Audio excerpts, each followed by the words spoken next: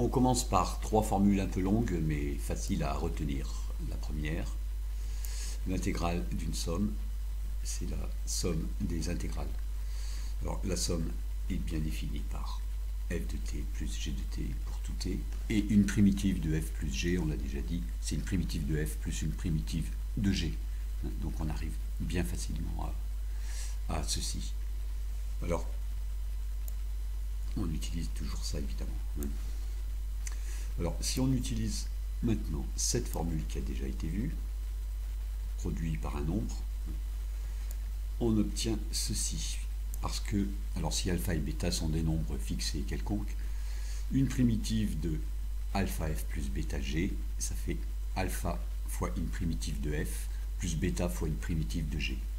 Et donc cette formule aussi se démontre bien facilement avec ça. Puis si on prend alpha égale 1 et bêta égale moins 1, on obtient cette formule-ci. L'intégrale de f moins g, c'est l'intégrale de f moins l'intégrale de g. Donc finalement, qu'est-ce qu'on a dit? Intégrale d'une somme et intégrale d'une différence. C'est la somme des intégrales, c'est la différence des intégrales.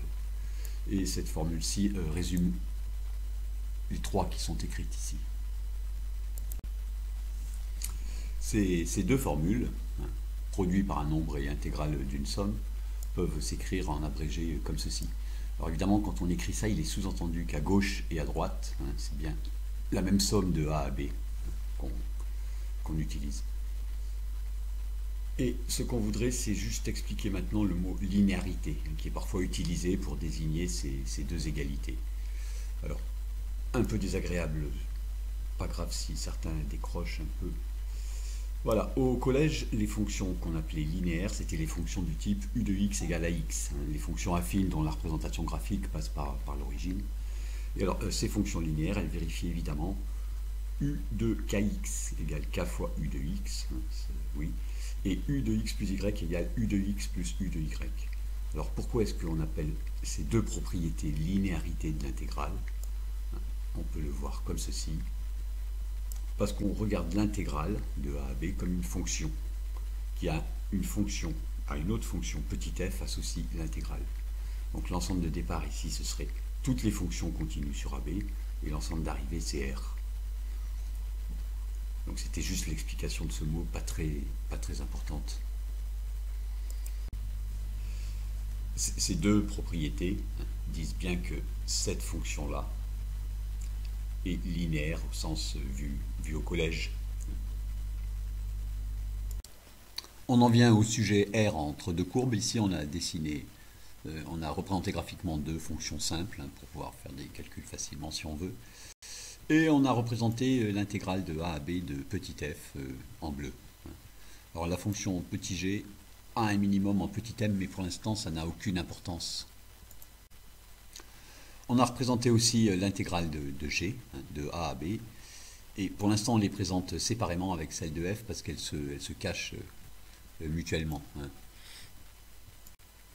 Sur ce dessin complet, l'intégrale de f, c'est la somme de ce qui est en bleu et de ce qui est en mauve, et l'intégrale de g sur l'intervalle AB, c'est la somme de ce qui est en rouge et de ce qui est en mauve. Alors on a ce résultat qu'en fait on connaissait déjà. Si f dépasse g sur l'intervalle AB, donc il faut se placer, il faut décaler vers la droite, voilà, il faut que la bleue soit au-dessus de la rouge. L'aire du plan qui est situé entre les deux courbes, c'est l'intégrale de f moins l'intégrale de g sur l'intervalle AB. Alors c'est bien évident, parce que toute l'aire colorée, c'est bien la réunion disjointe de ce qui est en bleu et ce qui est en mauve. Et pour avoir ce qui est en bleu, on prend tout ce qui est ici, tout ce qui est coloré, et on enlève ce qui est en mauve. Donc ceci, on le savait.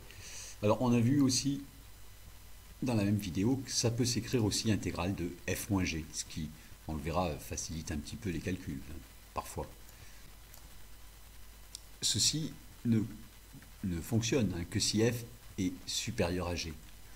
Sur un autre intervalle, par exemple par ici, il faudrait calculer l'intégrale de g moins l'intégrale de f. Bon, l'idée c'est l'intégrale de la grande moins l'intégrale de la petite, si je peux dire. Alors, ce qui était sous-entendu, mais j'aurais dû le dire et en plus ce n'est même pas écrit, ici on a pu calculer une R à l'aide d'intégrales parce que les fonctions étaient positives. Alors, si elles étaient négatives, ou partiellement négatives, hein, voilà, sur l'intervalle AB, bon, peut-être dans cette situation, alors l'intégrale, l'air qu'on veut calculer ici, entre bleu et rouge, hein, c'est l'air de ce qui est en rose, là, voilà. Mais ça peut être aussi un peu de rose plus un peu de bleu, comme ici, voilà. Bref, ça a l'air compliqué, mais en fait, on va voir que cette formule fonctionne encore. Donc, on regarde le cas où les fonctions ne sont pas nécessairement positives. Et en désignant par petit m le minimum de g, qui va servir ici, hein, sur l'intervalle AB, on a montré que, non, on n'a pas montré, mais on a admis que ce minimum existe hein, précédemment. On regarde la fonction g-m. Alors, par exemple, ici, m, il vaut à peu près moins 1. Alors, g-m, ça fait g plus 1. Ça veut dire que la fonction est translatée de 1 vecteur j. Voilà, on se retrouve avec cette situation pour la fonction g-m. Elle est positive et f-m est supérieur à g-m puisque f est supérieur à g. Et du coup, on peut appliquer ce qui précède ici à nos fonctions f-m et g-m. Alors, ça nous donne ce calcul pour l'air. Donc, l'intégrale de f moins m moins celle de g moins m. Alors, on a calculé les détails ici. Ce qui n'est pas écrit, c'est que le moins mt de a à b ici et là hein, disparaît. Et on se retrouve avec grand f de t moins grand g de t, c'est-à-dire intégrale de f moins intégrale de g. Résumons, l'air entre les deux courbes, c'est ceci, ce qui n'a rien de nouveau si les deux fonctions sont positives. Mais ce qui est quand même pratique quand on a des situations plus compliquées comme ceci. Et deuxième chose, on peut calculer directement l'intégrale de f moins g, ça fait qu'une intégrale à calculer. Alors, dans un cas, tiens, je donne un exemple ici, voilà, avec une fonction g vraiment assez compliquée. Hein. Tiens, il y a même un morceau ici qu'on ne saurait pas intégrer parce qu'il y a un e puissance u sans le u', hein, on ne sait pas intégrer ça. Si vous aviez f de x égale la même plus une fonction positive, ici on aurait vraiment intérêt à calculer l'intégrale de f moins g, hein, parce que f moins g, on a juste intégré un petit morceau